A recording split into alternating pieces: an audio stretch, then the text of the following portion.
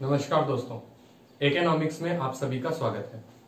हमारी business studies का crash course चल रहा है और आज उसका हम लोग थर्ड पार्ट देखने वाले हैं। आज हम लोग पढ़ेंगे नेचर ऑफ मैनेजमेंट के बारे में और कोऑर्डिनेशन टॉपिक के बारे में। तो सबसे पहले देखते हैं कि मैनेजमेंट का नेचर कैसे होता है। अब इसे हम तीन चीजों में क्लासिफाई करते हैं और तीन चीजों को कंपेयर करते हैं। First, management as science, second management as art and third है मैनेजमेंट एज प्रोफेशन। सबसे पहले देखते हैं कि मैनेजमेंट एज साइंस को हम लोग बता सकते हैं कि मैनेजमेंट साइंस है या नहीं है। अब उसे जानने के लिए हमें जानना पड़ेगा पहले साइंस क्या होता है। तो अगर मैं डेफिनेशन की बात करूं तो डेफिनेशन बहुत टफ नहीं है साइंस की, ना ये एग्जाम में आती है पहली चीज। और अगर फिर भी आपको याद करना है तो इसके फीचर्स से हम लोग इसकी डेफिनेशन बना सकते हैं। जैसे science is something which is based on experiments and observations and which is universally valid. तो अभी हम लोग उसकी डेफिनेशन पे फोकस नहीं करके हम इसके फीचर्स को देखते हैं। हम लोग कंपेयर करेंगे साइंस के फीचर्स और वो भी देखेंगे कि क्या वो मैनेजमेंट में प्रेजेंट है या नहीं है। ओके, तो सबसे पहला फीचर जो साइंस का होता है वो हमारे पास है based on repeated experiments and observations. Science की जो भी थ्योरीज, जो भी हमारे फाइंडिंग्स होती है वो रिपीटेड एक्सपेरिमेंट्स और ऑब्जर्वेशंस के बेसिस पे बनती है। किसी प्रॉब्लम को एनालाइज किया, ऑब्जर्व किया और फिर कोई सॉल्यूशन इंप्लीमेंट करके देखा और रिपीटेडली उसको अलग अलग सिचुएशन में एक्सपेरिमेंट करके देखा। अगर हर सिचुएशन में वो ट्रू होता है तब जाकर कोई साइंस की थ्योरी बनती है। अब हम बात करते हैं क्या ये मैनेजमेंट में प्रेजेंट है। बिल्कुल, जो मैनेजमेंट के थ्योरीज और प्रिंसिपल्स और टेक्निक्स है वो भी रिपीटेड एक्सपेरिमेंट्स एंड ऑब्जर्वेशंस के बेसिस पे ही बनती है हमारे। तो ये जो फीचर है ये प्रेजेंट है, बट पूरी तरह से प्रेजेंट नहीं है। पूरी तरह से प्रेजेंट क्यों नहीं है? क्योंकि जो साइंस की थ्योरीज होती है वो रिजिड होती है, वो एज इट इज एप्लीकेबल होती है, बट मैनेजमेंट की थ्योरीज बनाना भी डिफिकल्ट है और एज इट इज अप्लाई करना भी डिफिकल्ट है। उसका रीजन क्या है? उसका रीजन ये है कि management deals with human beings and it is very difficult to interpret the behaviour of human being. Okay, तो अब हम देखते हैं कि नेक्स्ट फीचर जो है साइंस का वो क्या है। नेक्स्ट फीचर है साइंस का सिस्टमैटिक बॉडी ऑफ नॉलेज। अब सिस्टमैटिक बॉडी ऑफ नॉलेज क्या होता है कि साइंस की थ्योरीज या साइंस को कुछ भी आपको सीखना हो उससे रिलेटेड आपको बुक्स, स्टडी मटेरियल सब कुछ अवेलेबल होता है। क्या ये फीचर मैनेजमेंट में प्रेजेंट है? बिल्कुल, मैनेजमेंट से रिलेटेड भी मैनेजमेंट के प्रिंसिपल्स, थ्योरीज, टेक्निक्स पढ़ने के लिए भी बुक्स, स्टडी मटेरियल सब कुछ अवेलेबल है। तो इसको देखकर हम ये कह सकते हैं कि यस, साइंस का ये फीचर मैनेजमेंट में प्रेजेंट है। थर्ड फीचर जो है हमारे सामने वो है यूनिवर्सल वैलिडिटी। साइंस के जो प्रिंसिपल्स होते हैं, साइंस के जो थ्योरीज होती है वो यूनिवर्सली वैलिड होती है और as it is without any modification. लेकिन जो मैनेजमेंट की थ्योरीज होती है वो एज इट इज हर जगह अप्लाई नहीं होती, वो अप्लाई होती है but with some modification according to the situation. तो हम लोग देख सकते हैं कि ये जो systematic body of knowledge management में प्रेजेंट है based on experiments partially present है और यूनिवर्सली वैलिड नॉट प्रेजेंट। तो इन्हीं बेसिस पे हम लोग कंक्लूड कर सकते हैं कि management is science but it is not an exact science, it is inexact science और it is a social science। जिस तरह से physics, chemistry, biology exact science है, मैनेजमेंट उस तरह से एग्जैक्ट साइंस नहीं। अब हम लोग देखते हैं बच्चों मैनेजमेंट एज एन आर्ट के बारे में। क्या मैनेजमेंट आर्ट है? उसको देखने के लिए हम लोग सबसे पहले आर्ट का पहला फीचर देखते हैं, well defined body of knowledge या सिस्टमैटिक बॉडी ऑफ नॉलेज। जो भी आर्ट है, कोई भी आर्ट है, म्यूजिक है, सिंगिंग है, पेंटिंग है, उन सभी से रिलेटेड हमारे पास बुक्स, स्टडी मटेरियल अवेलेबल है जिनसे हम उस आर्ट की नॉलेज गेन कर सकते हैं। और सेम फीचर मैनेजमेंट में भी एप्लीकेबल होता है। मैनेजमेंट की भी थ्योरीज और प्रिंसिपल से related books, study material available होता है। तो इस बेसिस पे हम लोग ये तो कह सकते हैं कि हाँ, मैनेजमेंट में ये पहला फीचर प्रेजेंट है। बट आगे के फीचर्स का क्या, उन्हें देखते हैं हम। तो सब जो सेकेंड फीचर आता है हमारे पास वो है based on practice and creativity. कोई भी आर्ट हो, अब उस आर्ट को जितना आप ज्यादा प्रैक्टिस करेंगे उतना आप उसमें क्रिएटिव बनेंगे, उतना ज्यादा परफेक्शन आएगा। ओके, एक इंग्लिश में सेइंग भी है, प्रैक्टिस मेक्स मैन परफेक्ट। तो अब उसी तरह से अगर हम देखें तो मैनेजमेंट के भी जो प्रिंसिपल्स है उनको अप्लाई करेंगे और मैनेजमेंट भी आप लगातार कंटिन्यूअसली करते जाएंगे तो आपकी मैनेजमेंट स्किल्स में भी इंप्रूव होगा, मैनेजरियल स्किल्स भी आपकी इंप्रूव होगी। तो ये जो फीचर है आर्ट का ये भी मैनेजमेंट में प्रेजेंट है। थर्ड जो फीचर होता है आर्ट का वो है पर्सनलाइज्ड एप्लीकेशन। होता क्या है बच्चों, कोई भी टाइप का आर्ट हो, सभी उस आर्ट को सीखने के लिए सेम बुक्स पढ़ रहे हैं या सेम तरह से वो आर्ट सीख रहे हैं, बट उसे अप्लाई अपनी पर्सनल स्किल्स के साथ कर रहे हैं, उसे थोड़ी क्रिएटिविटी के साथ अप्लाई करते हैं। जैसे अगर हम देखें तो हर आर्टिस्ट की अलग अलग स्टाइल होती है। अगर हम बात करें, सोनू निगम के गाने की स्टाइल अलग होगी, हिमेश रेशमिया के गाने की स्टाइल अलग होगी, कैलाश खेर के गाने की स्टाइल अलग होगी। इसी तरह से अगर हम डांस का देखें तो प्रभुदेवा की डांस स्टाइल अलग होगी, रेमो की डांस स्टाइल अलग होगी। इसी तरह से अगर हम मैनेजमेंट की बात करें तो मैनेजमेंट के प्रिंसिपल्स और थ्योरीज तो वही है, सभी स्टूडेंट्स वही पढ़ते हैं, बट उन्हें अप्लाई अपने हिसाब से करते हैं, थोड़ी अपनी क्रिएटिविटी को उसमें मिक्स करके अप्लाई करते हैं। तो ये जो पर्सनलाइज्ड एप्लीकेशन वाला फीचर है, ये भी आर्ट का मैनेजमेंट में प्रेजेंट है। तो अभी हमने ये देखा कि मैनेजमेंट में आर्ट के तीनों फीचर प्रेजेंट है, और इस बेसिस पे हम लोग ये कंक्लूड कर सकते हैं कि yes, management is an art. Okay guys, अब देखते हैं मैनेजमेंट एज ए प्रोफेशन के बारे में। क्या मैनेजमेंट एक प्रोफेशन है या नहीं है? तो इसके लिए हम लोग कंपेयर करेंगे प्रोफेशन के फीचर्स को मैनेजमेंट के फीचर्स से, और ये देखेंगे कि प्रोफेशन के फीचर्स मैनेजमेंट के फीचर्स में शामिल होते हैं या नहीं होते। ओके, तो अब देखते हैं हम लोग। सबसे पहला फीचर है प्रोफेशन का well defined body of knowledge. Well defined body of knowledge का मतलब है कोई भी प्रोफेशन हो, उसके रिलेटेड उसे सीखने के लिए बुक्स और स्टडी मटेरियल अवेलेबल होता है। जैसे फॉर एग्जांपल, अगर आपको डॉक्टर बनना है तो आपको बुक्स अवेलेबल है, आपको सीए बनना है तो बुक्स अवेलेबल है, लॉयर बनना है तो भी बुक्स अवेलेबल है। तो क्या मैनेजमेंट के लिए बुक्स और स्टडी मटेरियल अवेलेबल है? बिल्कुल है। मैनेजमेंट भी अगर आपको सीखना है तो उसके लिए भी बुक्स और स्टडी मटेरियल अवेलेबल होता है, और एमबीए कॉलेजेस में तो वही बुक्स पढ़ाई भी जाती है। तो ये पहला फीचर जो है ये तो प्रेजेंट है। देन सेकेंड फीचर जो है प्रोफेशन का, वो है रेस्ट्रिक्टेड एंट्री।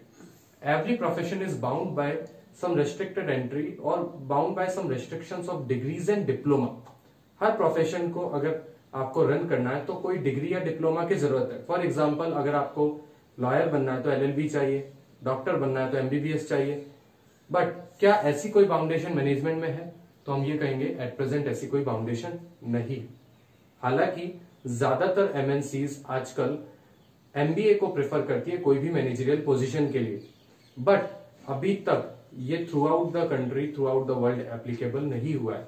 तो हम लोग ये कह सकते हैं कि हाँ, ये फीचर अभी एट प्रेजेंट तो पूरी तरह से प्रेजेंट नहीं है, बट फ्यूचर में ये प्रेजेंट हो जाएगा।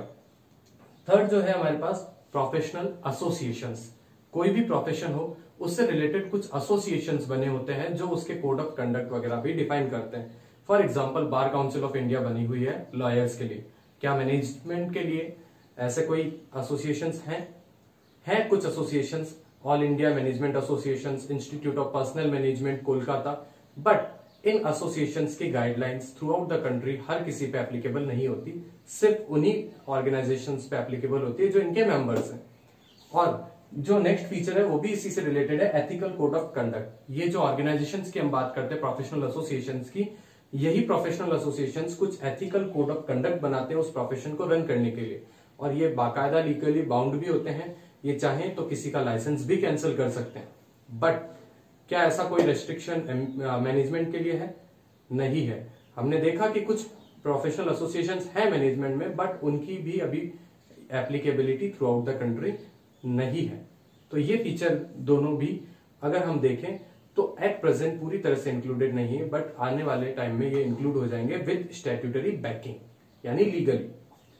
लास्ट हमारे पास जो है वो है सर्विस मोटिव।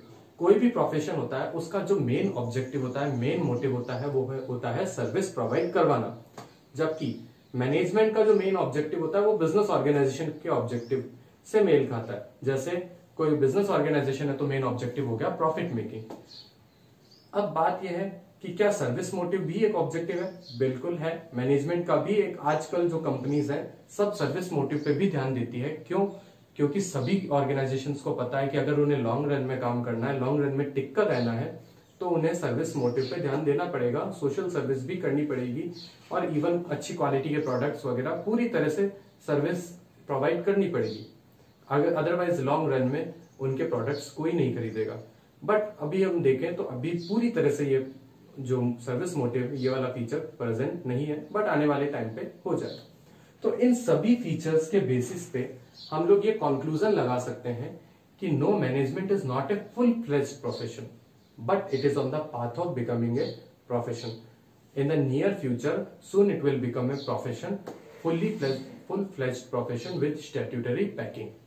So guys, अब हम सीखते हैं कोऑर्डिनेशन के बारे में. कोऑर्डिनेशन एक बहुत ही इंपॉर्टेंट टॉपिक है हमारे सीबीएसई 12 बोर्ड के लिए, क्योंकि ये टॉपिक, इस पे क्वेश्चन हर साल लगभग आते ही आते हैं. अब हम बात करें तो कोऑर्डिनेशन होता क्या है, इसके लिए हमें एक कहानी समझनी पड़ेगी.